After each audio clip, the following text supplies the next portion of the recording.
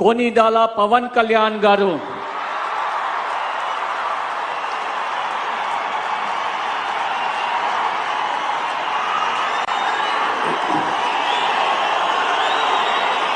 నేను కొనిదల పవన్ కళ్యాణ్ అనే నేను శాసనం ద్వారా నిర్మితమైన భారత రాజ్యాంగం పట్ల నిజమైన విశ్వాసం విధేయత చూపుతానని,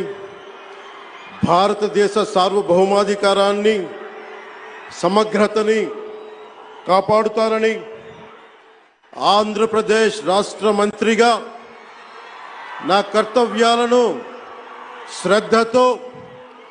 అంతఃకరణ శుద్ధితో నిర్వహిస్తానని, భయం గాని పక్షపాతంగా